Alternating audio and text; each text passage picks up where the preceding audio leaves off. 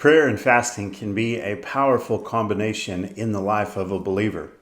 Jesus said, not if you fast, but when you fast.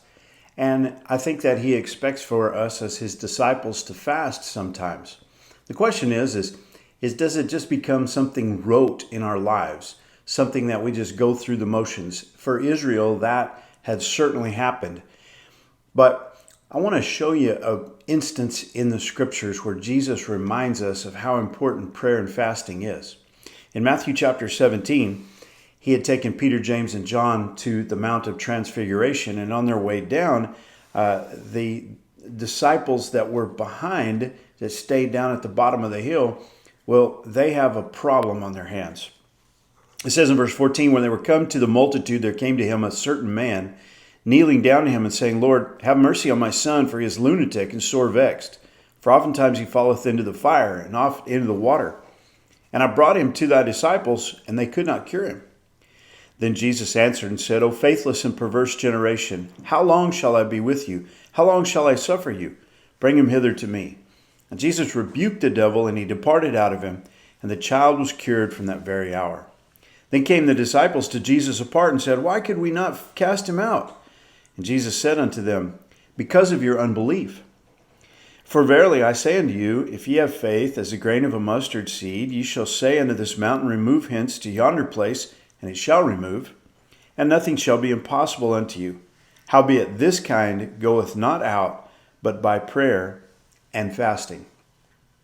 And so, interestingly, he tells them to deal with a situation like this, it requires prayer and fasting.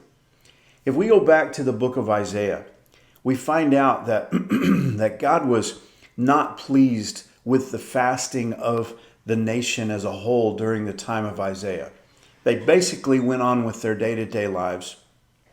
But he says in verse 5 of Isaiah 58, Is it such a fast that I have chosen? A day for a man to afflict his soul? Is it to bow down his head as a bulrush and to spread sackcloth and ashes under him? Will thou call this a fast, an acceptable day to the Lord? Is not this the fast that I have chosen? To loose the bands of wickedness, to undo the heavy burdens, and to let the oppressed go free, and that ye break every yoke. And there it is.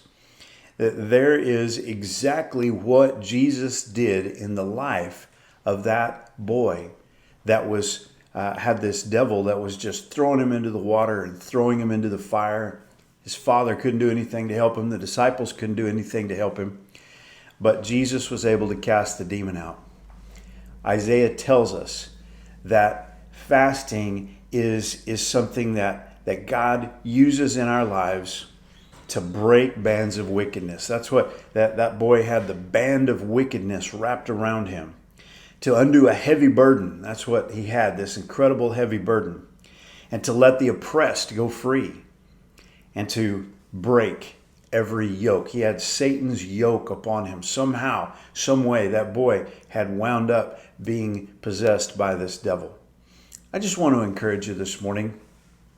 When your heart is heavy, when there are prayer burdens that you have that you seem like you've just prayed a bunch and you haven't really found any answers for those things yet, if there's some huge, big, difficult situation in your life, something that you don't know how to deal with, let me encourage you. Go without for a few days. Spend that time with God alone.